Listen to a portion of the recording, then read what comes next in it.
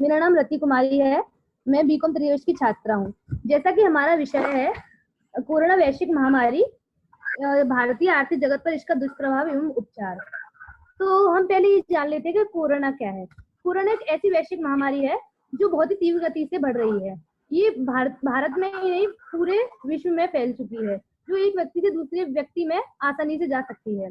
तो इस बीमारी से बचने के लिए हमें सरकार के निर्देशों के जो निर्देश दिए गए हैं उनका पालन करना चाहिए, सोशल डिस्टेंसिंग का पालन करना चाहिए। ऐसे कई नियम बनाए गए, उनका हमें पालन करके इससे हमें बचना चाहिए। जैसा कि आर्थिक जगत पर इसका प्रभाव है कि संयुक्त राष्ट्र की conference on trade and development ने खबर दी है कि कोरोना वायरस से प्रभावित दुनिया की 15 सबसे बड़ी अर्थव्यवस्थाओं में एक भारत भी है। और जो चीन में उत्पादन में आई कमी का असर भारत से व्यापार पर भी पड़ रहा है, और इससे भारत की अर्थव्यवस्था को करीब 34.8 करोड़ डॉलर तक का नुकसान उठाना पड़ सकता है। यूरोप के आर्थिक सहयोग और विकास संगठन यानी आईसीडी ने भी 2020-21 में भारत की अर्थव्यवस्था के विकास की गति का पूर्वानुमान 1.1% घटा दिया है। ओईसीडी ने पहले अनुमान लगाया था कि भारत की अर्थव्यवस्था की विकास दर 6.2% रहेगी, लेकिन अब उसने इसे कम करके 5.1% कर दिया है। हालांकि भारत सरकार देश की जनता को यह भरोसा दिला रही है कि उन्हें घबराने की कोई जरूरत नहीं है। तेलुगु देशम पार्टी टीडी के सांसद जयदेव गल्ला ने इस बारे में लोकसभा में अपनी चिंता जताई थी कि हमें ये बात समझनी होगी कि कोरोना वायरस से हमारे देश की अर्थव्यवस्था पर क्या असर पड़ेगा। जैसे कि कई क्षेत्रों में कोरोना वायरस से प्रभाव पड़ रहा है, जैसे कि मेडिकल क्षेत्र में, औद्योगिक क्षेत्र में। तो मेडिकल क्षेत्र में ये केवल फार्मा कंपनियों की आमदनी का मामला नहीं है, किसी भी मेडिकल के बुरे प्रभाव की एक मानवीय कीमत भी होती है। मेडिकल स्टोर में दवाओं की कमी हो रही है। तमाम बड़े शहरों में केमिस्ट, सैनिटाइजर और मास्क के भी ऑर्डर दे रहे हैं, लेकिन उन्हें एक हफ्ते से माल की डिलीवरी नहीं मिल पा रही है। अब बहुत से भारतीय अपने यहाँ दवाएं, सैनिटाइजर और मास्क जमा कर रहे हैं, तो ये सामान अधिकतम खुदरा मूल्य से भी अधिक दाम पर मिल रहा है।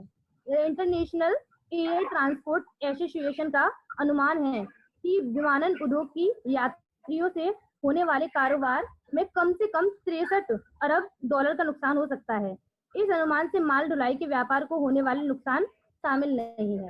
ऐसे ही ज्वेलरी कारोबार पर भी काफी प्रभाव पड़ रहा है, शेयर बाजार पर भी हमारा काफी प्रभाव पड़ रहा है, और कई विकसित जो देश है उन पर भी जीडीपी का कई नुकसान हुआ है। जैसे अमेरिका, वो 5.9% का जीडीपी का नुकसान है। जापान में -5.2%, ब्रिटेन में 6.5%।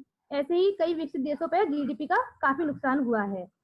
और हमारे भारत सरकार ने अपनी आर्थिक दृष्टि को देखते हुए अपने देश के गरीबों की कई मदद की है। जैसे 20 करोड़ महिलाओं के जो जनधन खाते हैं उनमें 3 महीने तक 500 रुपए भिजवाए जा रहे हैं। दिव्यांगों और गरीबों और विधवाओं के खाते में 1000 रुपए, और स्वास्थ्य कर्मियों के लिए 50,000 लाख तक की बीमा कंपनियां में जमा हो रहे हैं।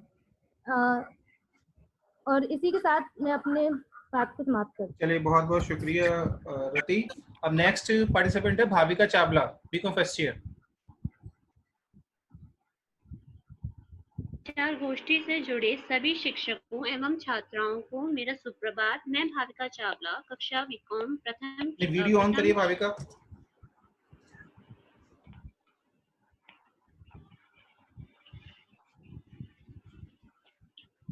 मेरा नाम भाविका चावला है। मैं कक्षा बीकॉम प्रथम ईयर की छात्रा हूँ, और आज मैं आप सबके सामने परिचर्चा के लिए प्रस्तुत हूँ, जिसका विषय है कोरोना वायरस, एक वैश्विक महामारी, भारतीय आर्थिक जगत पर दुष्प्रभाव एवं उपचार। क्या आप सभी जानते हैं कि 2019 में भारत की जीडीपी रेट कितनी थी और 2020 में कितनी हो गई है? क्या आप सभी ये जानते हैं कि 2019 में भारत की अनएम्प्लॉयमेंट रेट कितनी थी और 2020 में कितनी हो गई है? कोरोना वायरस और कोविड-19 वैश्विक महामारी, जिसने 2019 दिसंबर से लेकर के 2020 मई तक एक वैश्विक महामारी का रूप धारण कर लिया है, उसने न सिर्फ लोगों को 52,952 लोगों को संक्रमित किया है, इसके साथ साथ ही उसने हमारे आर्थिक जगत पर भी दुष्प्रभाव डाला है। कुछ निम्न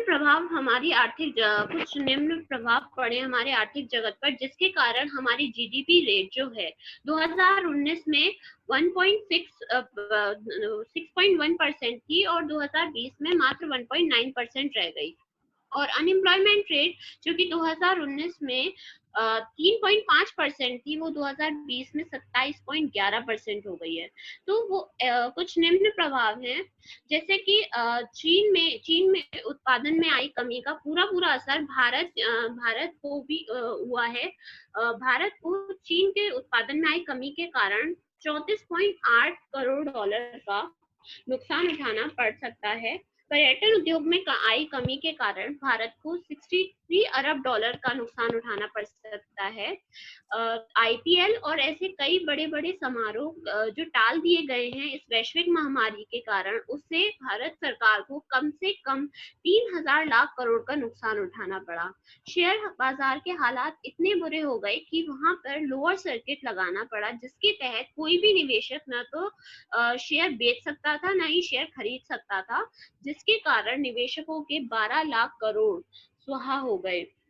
इसके उपचार हेतु सरकार ने तेल और शराब के दाम बढ़ा दिए, लेकिन इसी के साथ साथ सरकार को संपूर्ण लॉकडाउन खत्म हो जाने के बाद उत्पादन का ज्यादा ध्यान देना होगा। उत्पादन बढ़ाने के लिए सरकार को छोटे उद्योगों को ज्यादा बढ़ावा देना होगा, जिससे हमारा उत्पादन बढ़ेगा तो हमारी जीडीपी रेट बढ़ेगी, और जीडीपी रेट बढ़ने के साथ साथ जो अनएम्प्लॉयमेंट है वो भी कई हद तक कम होगी। तो अंत में मैं यही कहना चाहती हूँ कि संपूर्ण लॉकडाउन खत्म हो जाने के बाद हमें हर पैमाने पर अपनी आर्थिक व्यवस्था को सुधारने का कार्य में निवृत्त होना पड़ेगा, और साथ ही साथ हमें अपनी सुरक्षा का भी पालन करना पड़ेगा। धन्यवाद। बहुत बहुत शुक्रिया।